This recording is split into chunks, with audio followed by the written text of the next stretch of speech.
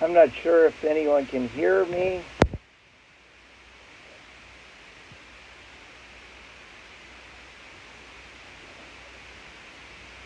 Hello. If you guys can hear me talking, send me a text.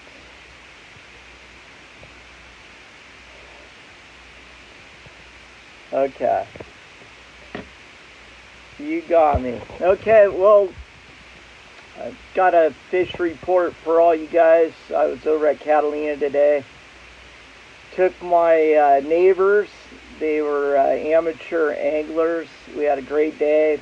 Picked up some beautiful sardines at Newport Bait Barge. Best sardines I've seen all year. Took them over to the front side of Catalina. Found a little current. Started at, where was it, Frog Rock, and we had a nice bass bite. There's tons of bass over there. Lots of calicos. Had the boys on the spinning gear. We did hook one yellowtail, and of course, my greenhorn angler decided he did not want that yellowtail to run away from the boat, and he broke it off. So we had one yellow bite, lost it. Lots of calicos, bonita. It was a super fun day. Worked up towards the west, not too many boats. Seals weren't a problem, and just an all-around great day for the anglers. And if anyone's going over to Catalina, it was they were selling squid in front of Avalon, and picked up a scoop for this weekend, and it's on the boat now. But there were 2 squid boats selling squid. We fished the sardine and did just fine. And I had a great day. Never saw any barracuda or sea bass, but there were a lot of boats on the east end backside looking around. But I decided to stay on the front with this crew and go from there. So, hi Wayne. I see your post, and Serge, Bill the Priest, all the boys.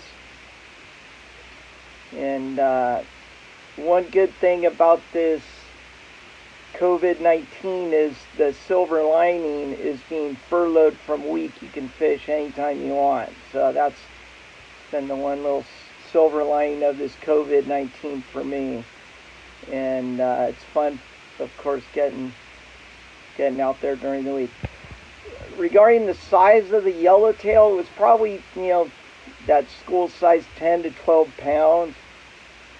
We hooked it on a spinning outfit, and only 12-pound line, and he decided he wanted to stop. Hello, Decker. Decker, the bass were biting great today over at Catalina. I was playing with the A-rig a little bit, and big clouds of calicos coming in. That whole zone from like Frog Rock up to almost White's. Anytime you could find some current, the bass were on fire, and we had a couple good hits below Avalon, and just calicos everywhere we stopped, and a little bit of bonita around, and just a super fun day. Left here at 6, back in the slip at 3:30, and now I'm talking to you guys. Yeah, that time of year. I mean, Decker, you're talking about those clouds of calicos over at Clemente. We saw that same condition at Catalina today. Just for every one you hooked, there was 3 or 4 followers on just about every spot. We didn't get any big ones. We were fishing the sardine and a couple just over legal on the A-rig, but it was that cookie cutter Catalina calico bass. Hello, Don Davis. See, you're in there. But again, Catalina was super fun. Not too many boats. I only did 3 anchor jobs, and I think we had 100 bass, some bonita. Hi Don, we actually filleted the bonita and we're gonna try sushi on it tonight. I took really good care of the bonita. I bled it, filleted it, cut the red out, iced it down, and the boys are gonna have sushi tonight, and I can't wait to try it. It looked really good. And yeah, fuel, like Jimmy Decker was saying, fuel is super cheap. We're paying just over $2 in Newport for diesel. So the guys all gave me $40, and that covered our fuel, and we had a great trip. Certainly makes it fun when fuel is cheap. And I did try, we tried those two baits today. The red crab color was on fire. I had a couple of those on the boats, and when we got low on bait, we switched over to the tubes and gave the tubes a try on the bass. So Don Davis, what is your favorite kind of fishing? You should already know that, Don. It would be targeting the king right here. That one. Anytime you can go out and catch one of those, that would be my favorite. And along with that is going out and just getting the kids out there. Anytime you can get the new generation out there bending, a lot of fun. Wayne, regarding the poking, I'm assuming you mean the bonita. I'm hoping we'll have a little left over. I'll give that a shot too. Hello, Steve Carson. Glad you could join us. Haven't fished with you in a while. And so, as far as fishing for Calicos, that A-rig, learned it all from Jimmy Decker. I had a Revo 50 and a 7.6 medium heavy, 65-pound braid, so you don't bust it off and lose a $40 lure. And then I do a little, like a 3-foot section of fluorocarbon to the A-rig, and I think that 65 is about right. And I know some of the guys are fishing 50 with it, little more distance, but I go with the 65 spider wire moss green. Hello, Donna. Just to make sure, prevent breaking them off. And when you get a good one and it's catching fish for you, you want to protect them. So Dawn's asking, who is your most influential or hero fisherman? Well, one of the guys I most respect the most out on the water, and I've learned a bunch, would be Captain Steve Lasley. He's really good at what he does, and I always, even at my age, I always learn something from him, whether it's sea bass, tuna, marlin, or swordfish. He's one of the guys, hero fisherman, captain. Got to work with him in the industry many years, and that name came to mind. We saw him out last weekend. He was over at Clemente on the Bad Company. It was good to see those guys out after a couple months of shutdown. And he was doing what he does best. They were looking for swordfish, and we watched him harpoon one up off White Rock over at San Clemente Island. And I heard that Anthony actually got a bite on a swordfish on Monday, and they pulled the hook after an hour. So those guys are back at it, and it's good to see all these boats out on the water. Hello, Mike. How you doing? Oh, Matt's on board. Matt, I hope you're doing well. I've got some things to drop off at AFCO. If you're in the office next week, I'll come by and say hi. Okay, Don, what do you look for on your screen while trolling for stories? I think you look for unicorns, Don. You look for a little horse-shaped unicorn and while you're trolling for sorties. But that's funny. Roger that, Matt. Matt, you would have loved the bass fishing today. It was really fun at Catalina. I don't know if you heard us talking earlier. We went over this morning, fished the front side east end, and man, it was full speed on the Calicos. Lots of biters, lots of clouds of fish coming up. Had a couple 2 or 3 fish on the A-rig. No real big ones, but super fun. Little mix of bonita around. Hooked one yellow, broke it off on the spinning gear. You just answered my question, Steve. So when Steve brought up a good question here, when you're what use for spinning gear out here, and anytime I have kids on board or amateurs, and this trip today it was amateurs, it was my neighbors. We do a couple trips every year, and they're all dads, and Steve, I set them up with the spin fishers, and we had 50-pound braid and a little top shot of fluorocarbon, 2.0 hook, sardine, and no backlashes. But those spin fishers for that kind of group, bulletproof. No backlashes, and they had a lot of fun.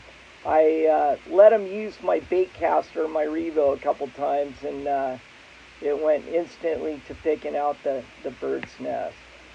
But no, I'm a big fan of the spinners, and I've got a couple over there. That's my, we've got a couple spinning outfits on the boat for casting poppers. And the Colt snipers for tuna. I like them a lot.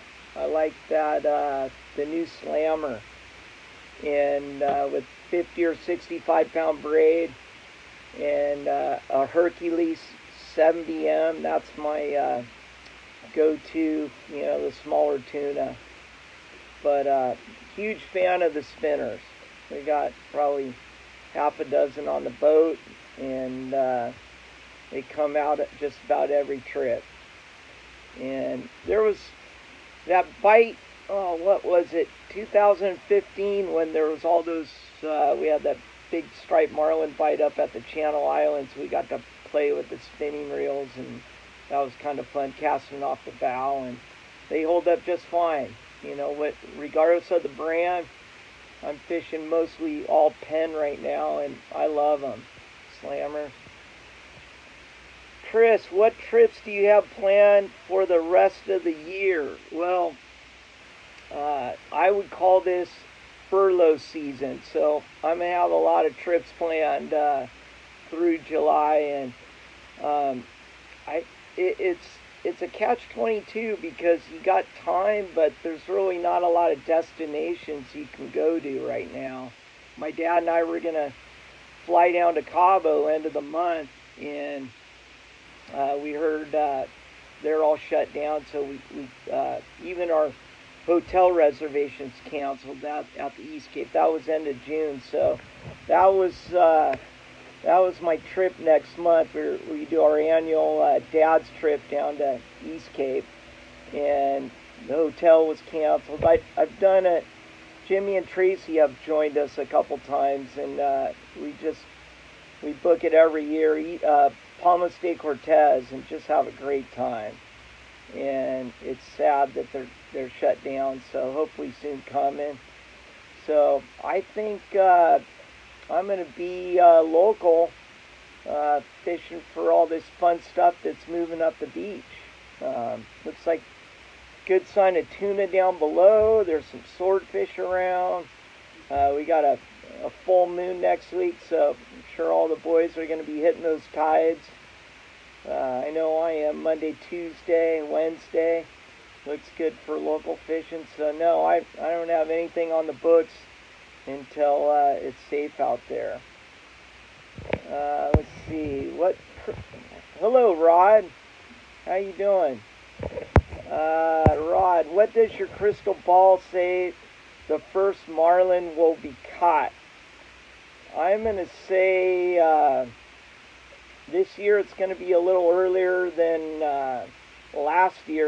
The last 2 years it was third weekend in July, like that 21st, 22nd, right there off the east end. But the conditions look a little better early this year. I'm going to say 4th of July weekend. And if you want to go out and do a scout trip before we let the fireworks off, let's do it. Let's find them and catch one on the 4th. So that's my prediction, July 4th. Hi, Bert.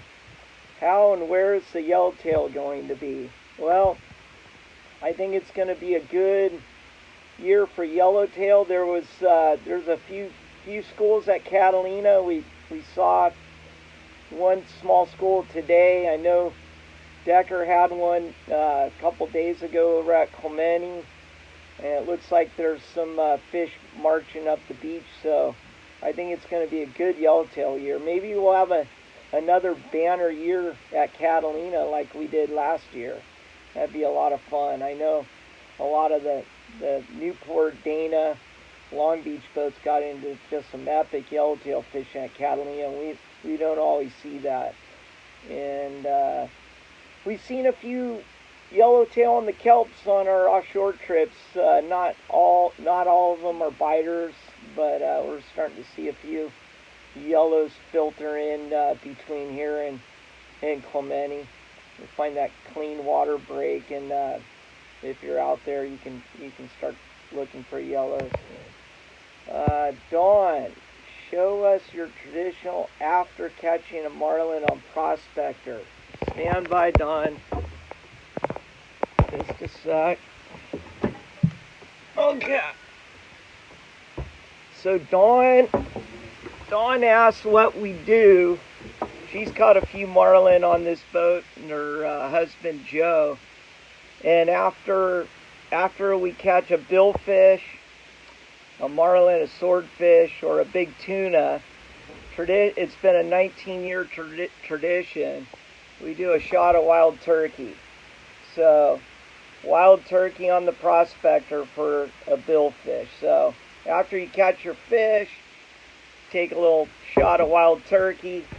Seems to have brought good luck on the old boat, the 28 Baja, and we've brought it over to this boat as well.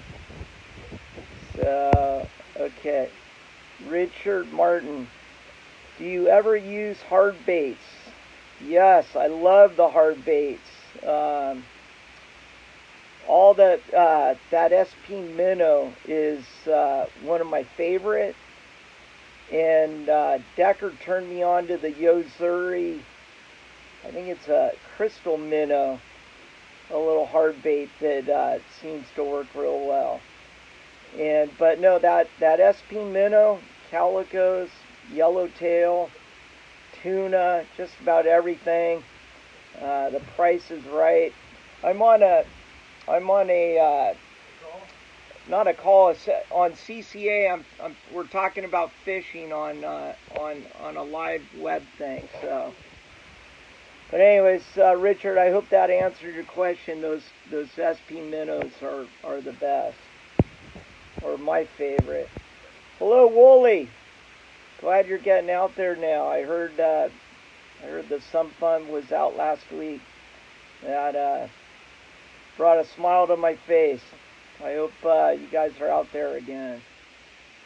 I'm Gilbert. The boat is in Newport Beach. I'm actually sitting on my boat right now. We got in 15 minutes before the call, so boat's in Newport Harbor. How much are your day trips? Chad. I'm not a charter boat. I just like to take friends out. So maybe we can connect one of these days and get you out on the Prospector. But the Prospector trip is very basic. We just divide the fuel, bring sandwiches, beer, and go out there and have some fun. Yes, Chris, the Prospector. It's our second boat, and it's a 36 Pacifica. It was made in 1979 in Costa Mesa. It's a West Coast boat. I'll do a quick little tour of it. I see. Just showing the boat, and then we got something special right now from Catalina.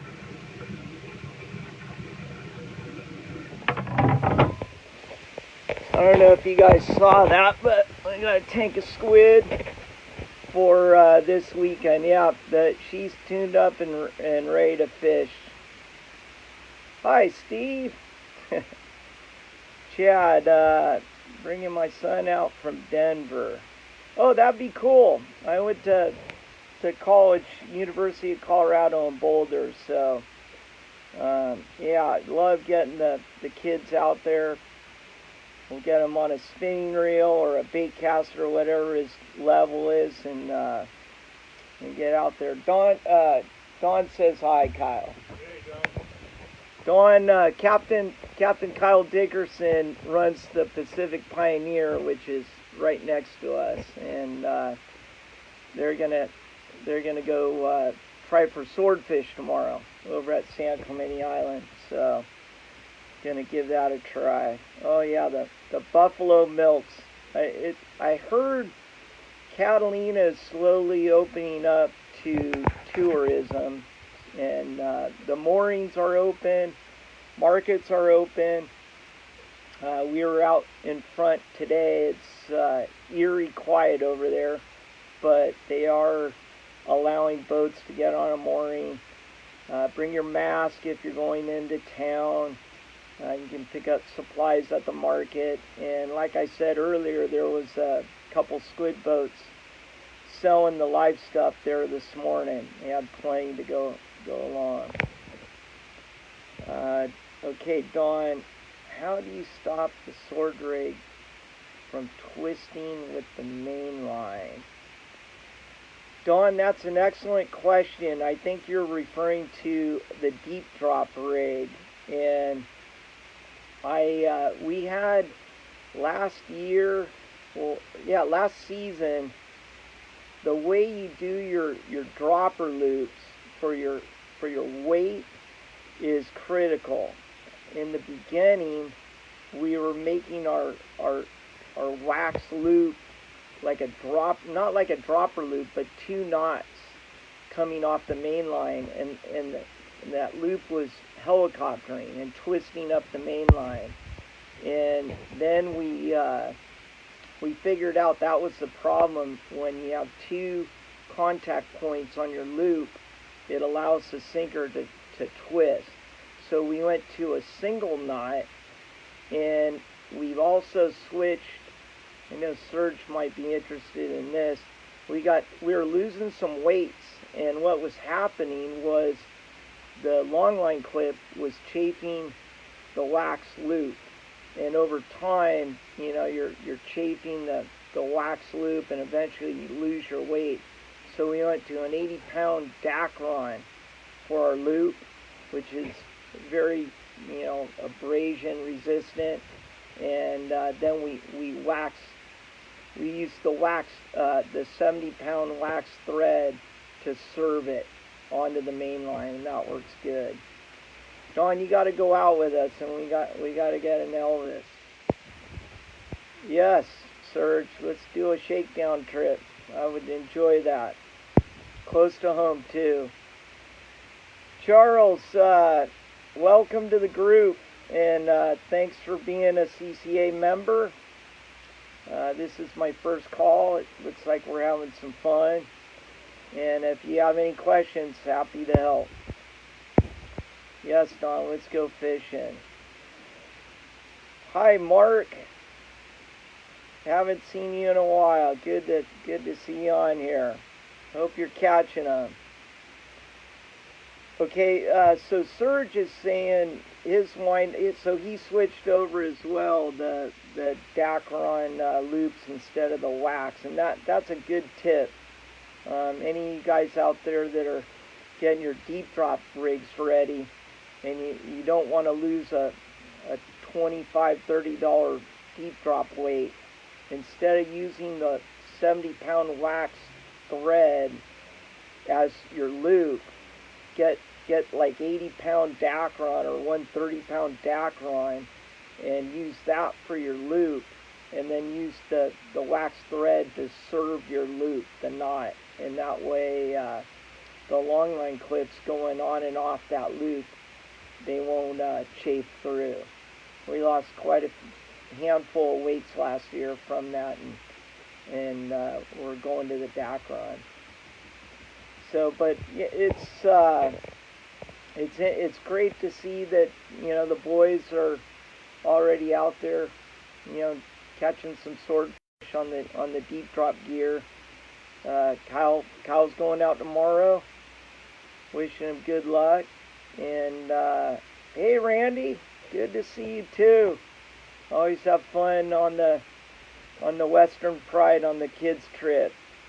Hopefully we can put a couple of those together this summer, and I'd be happy to be your deckhand. Hopefully we're going to get them out. Maybe we'll have to space out 6 feet, but love to help you there. Let's see. Yeah, what I'm talking about. Hello, Rich. Glad you came on board. Okay, Mark, you're catching some salmon. That's good to know. When are the yellowfin tuna typically running? Last question. There is no last question. Keep them coming. So, you know, it's been an early year on yellowfin. The boats, the San Diego fleet has been catching a few down below the 425 all the way down to you know, the hidden. Nice grade of fish, 20 to 50 pounds. But typically up here, I would say early July is when that yellowfin starts marching up the beach. And you know, every year's different, but this year they certainly showed up below the border in May, which is really cool. The earliest I've ever caught a yellowfin local has been in June, and that was a long time ago. We were fishing albacore and had a jig bite on a yellowfin. It was like early June. So when my friends want to fish for yellowfin, I say, hey, let's wait. You know, the best time I think for local yellowfin, September, October, November. Those are my favorite months for local yellowfin in the fall. You know, the kids are back in school. It's nice weather, and there's quite a bit of volume up. So it seems like last year that was the peak of the bite, that September and October. So if we're not marlin fishing, or if there's no marlin or swordfish to catch, we're looking for tuna. Don Davis, what is your favorite fishing movie? Well, let me think about that. I would say I've been watching a lot of Wicked Tuna lately, but that's not a movie. You know what? I gotta go old school. I gotta say Jaws. I gotta say the orca out there catching Jaws. I mean, that old 14-0 Penn Senator and the Fenwick rod, and you know, Quint's eating the cracker, gets the bite, and it's not really a fishing movie, but they do have fishing there at the end. Hello, Kenny Knight. Good to see ya. Let's see. Okay, you're at what marina? Chad, just send me a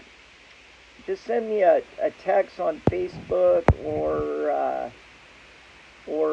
Instagram, and we'll connect.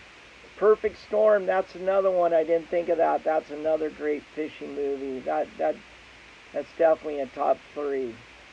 Perfect Storm was awesome. John, why does the frozen flyer seem to be the lucky bait? how do they compare to yummy flyers? Well, I don't think that the frozen flyer or the flying fish is not the lucky bait.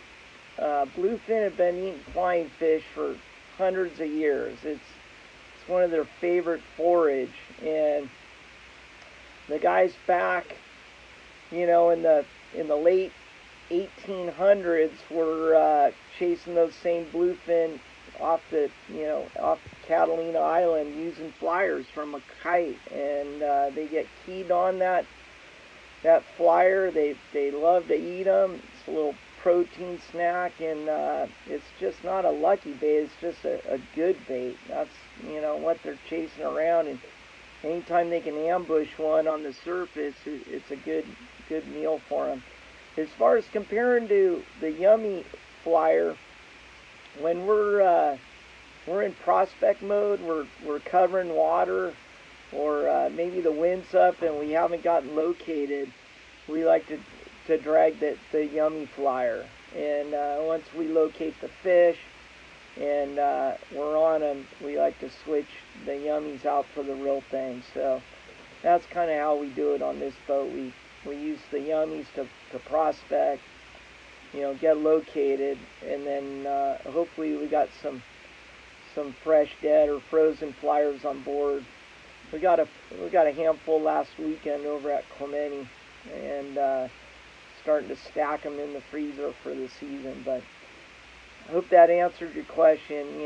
They both have a role, and and yummy's good for covering water and on the hunt, and the real flyers are good once you're on the fish.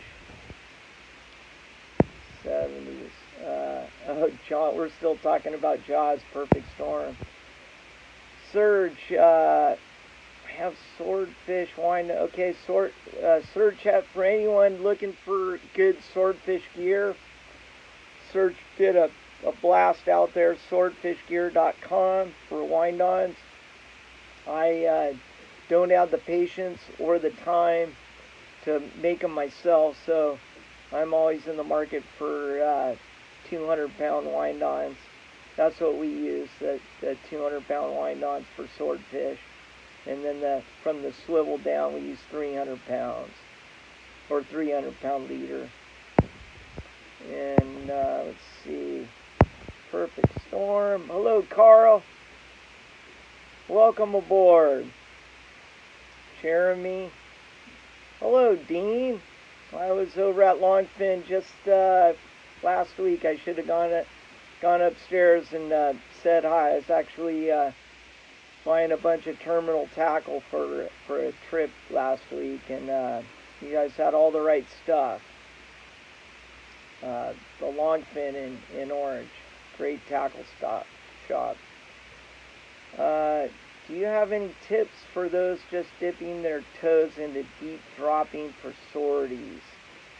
I would say, it's the best thing to do is, if you want to get into the deep drop fishery, there's plenty of info out there on the internet on deep dropping, and mostly East Coast and Southeast Florida stuff, but you can also find lots of good stuff on the West Coast. And there's a couple group boards. I know I'm on one of them on Facebook, SoCal Swordfish, I think it's called, and get on there and read everything you can about it. And I recommend hiring someone your first couple trips to get it down, get the program down. Trying to learn on your own, there's a big learning curve there. So read up as much as you can on the internet. Try to find the West Coast stuff, because we fish them a little different. And then Pacific Bills is doing swordfish charters right out of Newport. Brandon Hayward's doing them.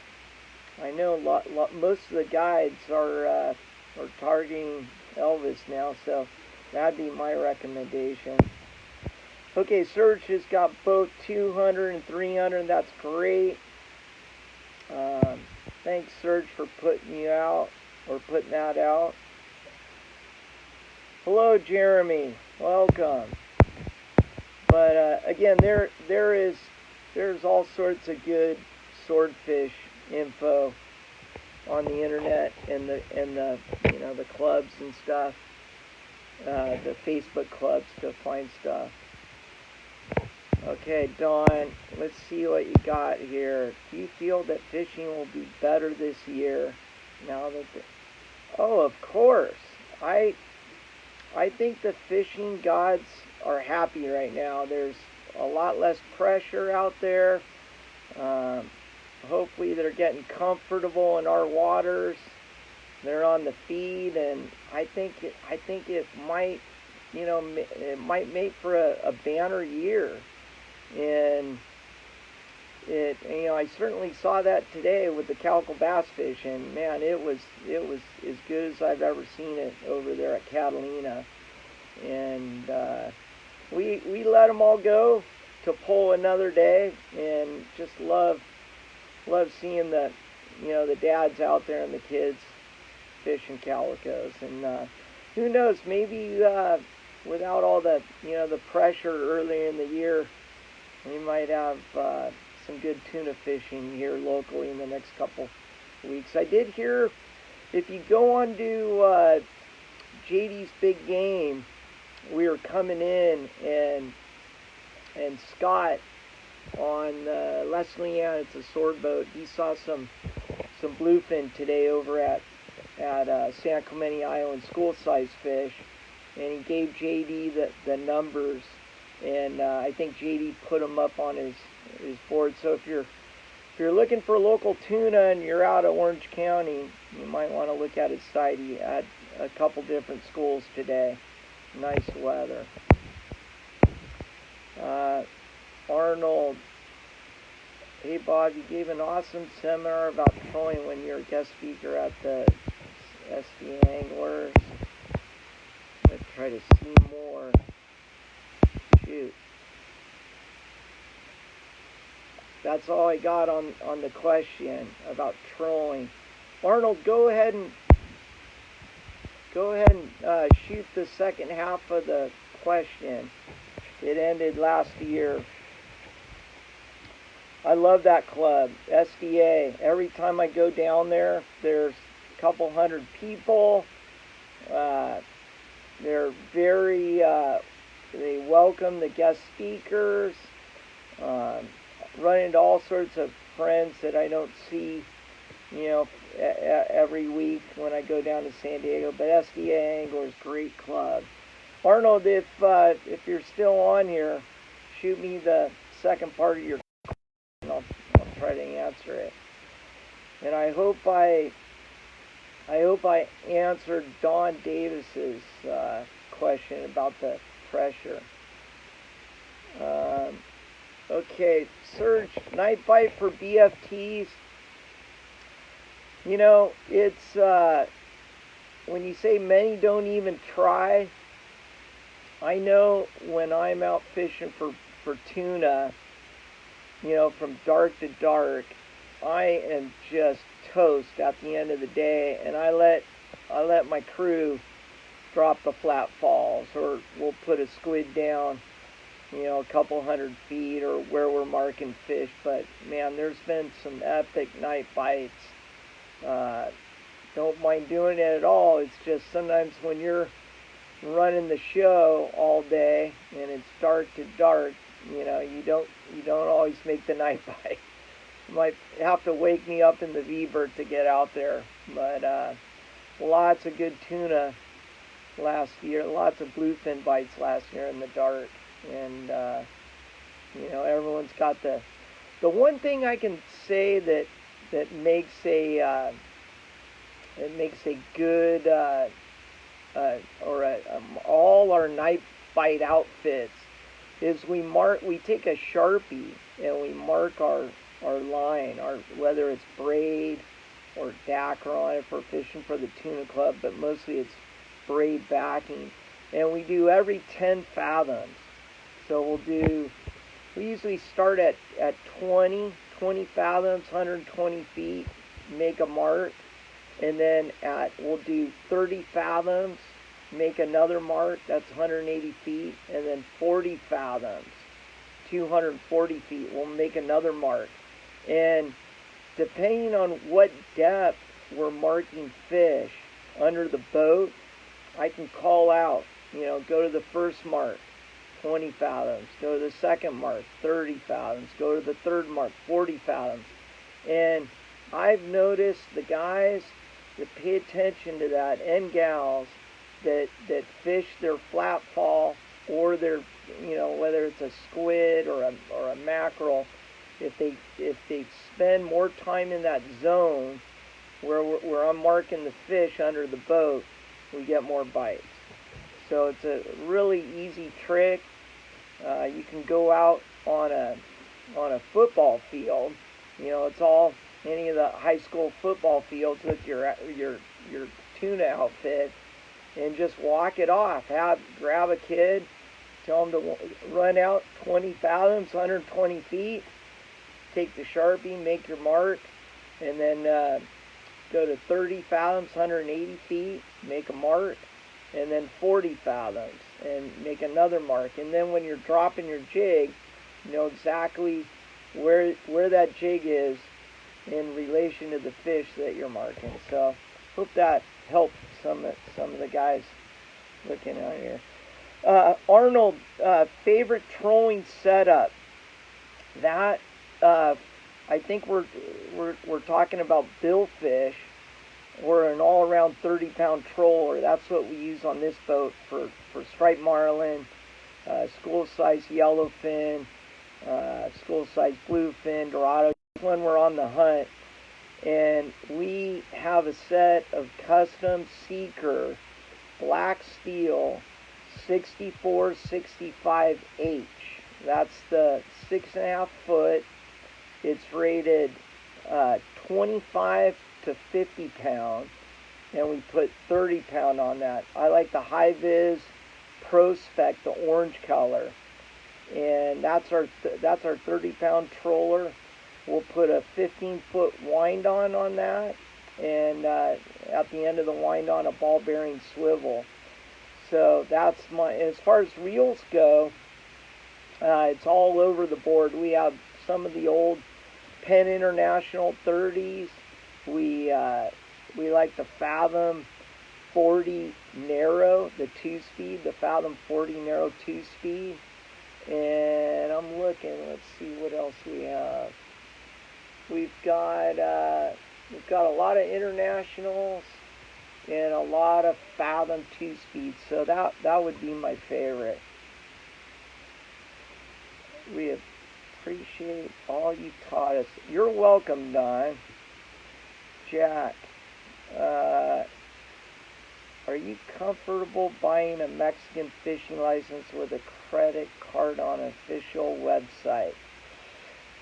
I would say no. I always buy mine at the either Fisherman's Landing or JD's Big Game has them. I always go in person.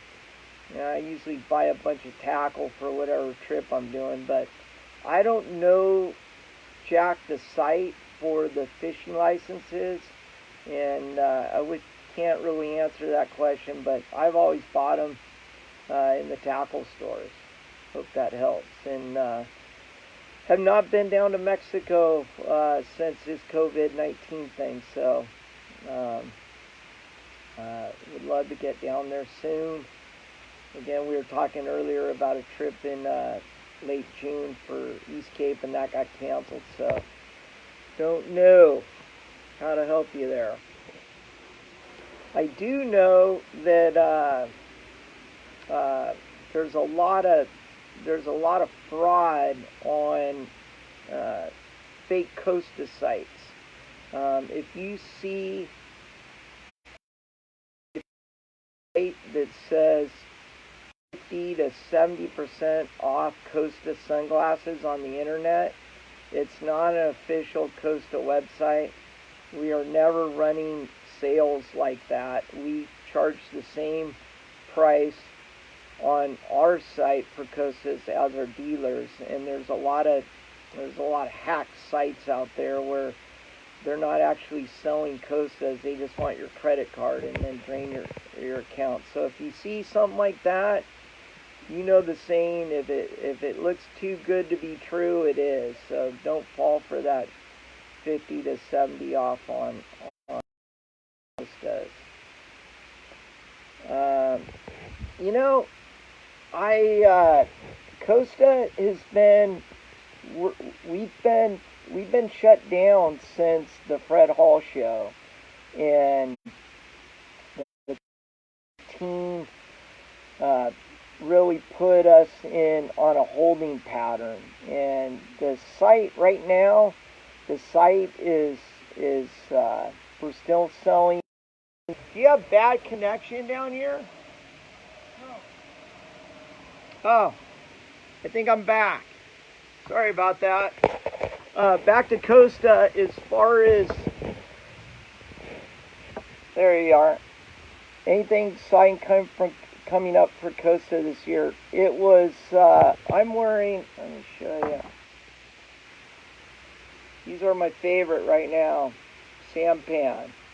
They're more of a lifestyle look, sampan. These are my new Costas. I've been wearing Tuna Alley for, God, the last 5 or 6 summers. And then I got a pair of these sampan, Costa sampan, and they're, I like them. They fit my head good, and I'm going with the green mirror, the polarized 580 green mirror now for all my offshore fishing. And I've talked to a lot of different guys. Okay, I'm back. Sorry about that. I keep losing the connection. I don't know why it's going out. Let's see. So yeah, let's get California open again. Go fishing and get our business up and running, and get out on the water. And I know Costa is real happy with CCA California. That Chris and Wayne do an excellent job. They are, sometimes it's a thankless job, but we need you guys out there, and we all want to say thank you for the support. And it's just, CCA is rocking this year. I love it. Arnold, yeah, you lost the feed. I'm back now. But this is my first time on this site as a guest speaker, and it's been a lot of fun. I like seeing your questions, and I like talking about fishing, and I hope some people got some good laughs and learned something, and happy to do it again real soon. And I didn't know what to expect, and it's fun. I'm sitting on my boat talking with all my friends about fishing, and seeing some old friends on here, and it's great. This is easy. And got some wild turkey for later. So, well, let's see, tomorrow's Friday. I'm going to try to go fishing in the morning, and then we're doing some boat work. And then I'm on the beach this weekend. It looks like it's going to blow Saturday pretty good. So on the beach this weekend, and then doing some house projects, and hoping to get out there again next week. And I'm excited about the year. Conditions are shaping up real good. We got the full moon coming up next week, and it's going to be awesome. If any of you guys were in Newport on, what day was it? Monday, Memorial Day. What an awesome show for the veterans. And I mean, my hat goes off to the veterans. They did their job, so we have our freedom to go out and do what we like to do, and to all their families. It was awesome. Hello, Ray. Let's see.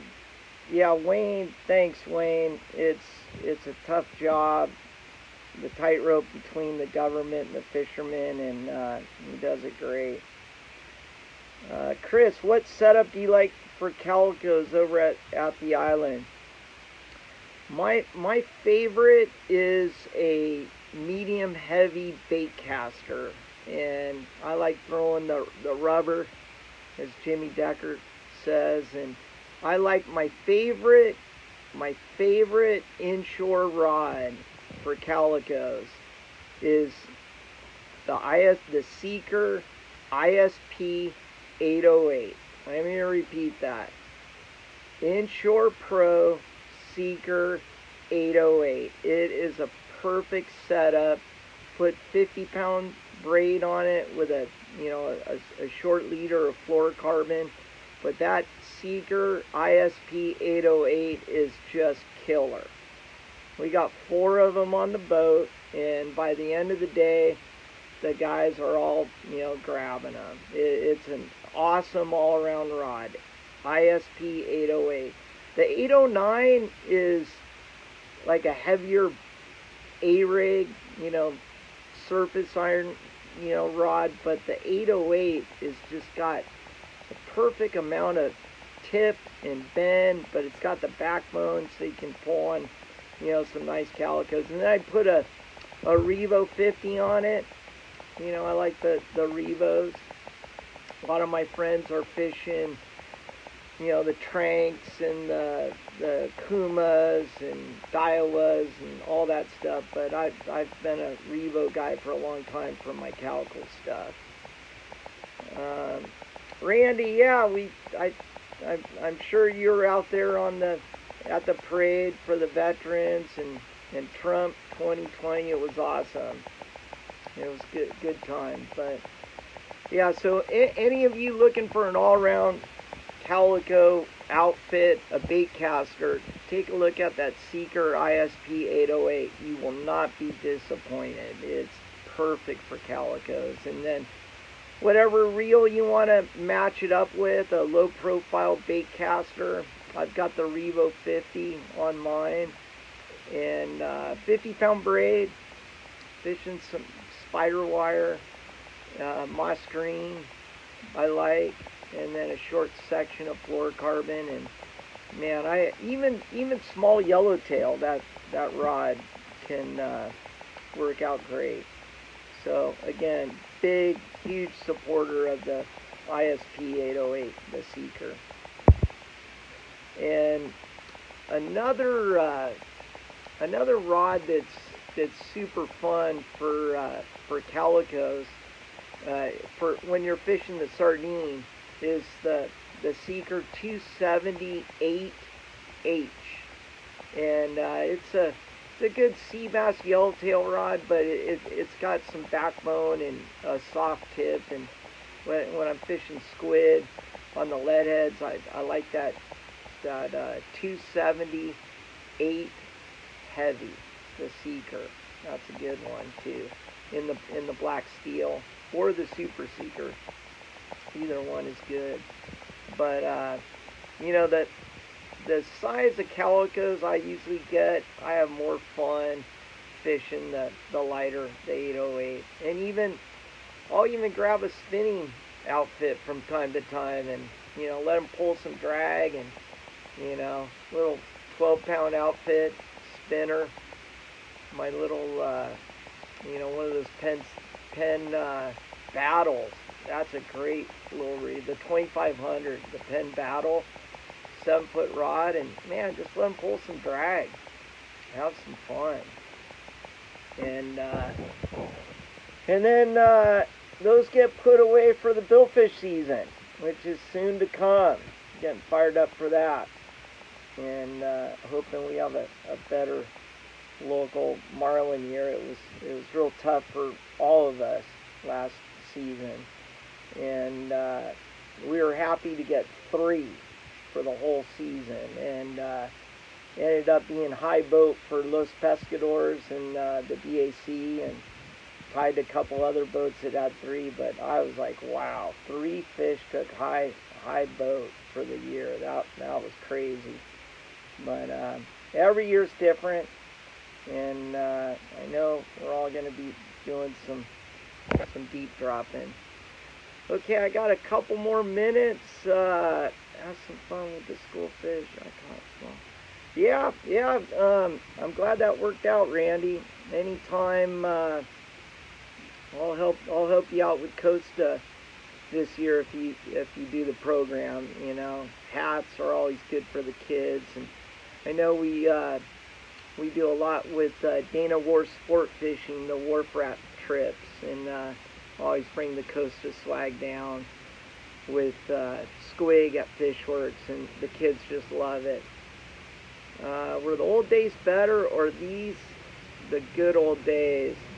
I don't know, Steve, if the old days were better, but we certainly are seeing some good old days right now. I mean, you and I both talk about this all the time, and I think it is some excellent, as far as the tuna fishing goes. Wow, I mean, we're right up there with the old tuna club days. I mean, to get a trophy, 100-pound fish, local is just crazy. You got that Super Cal last season. That is certainly a good new day, and I was real stoked for you, Steve, to get that Super Cal. I know you're trying for that a long time, and to get it in your backyard, that's right on. My hat's off to that one. Super Cal. Hi, Brent. But no, I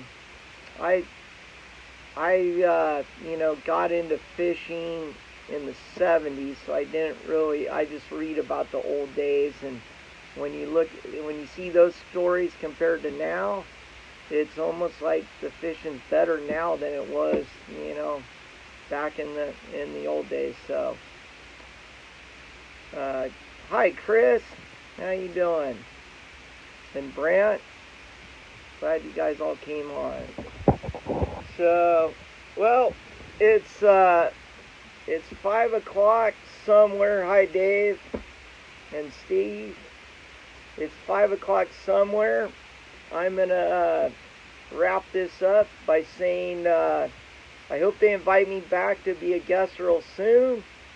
I hope all you guys had a great time and got a laugh, and hope to see you on the water. And I want to thank CCA for putting this all together. It's really cool. It's neat to reach out to everyone and talk about fishing. So I'm going to sign off here. Again, cheers everyone, and we'll see you on the water real soon.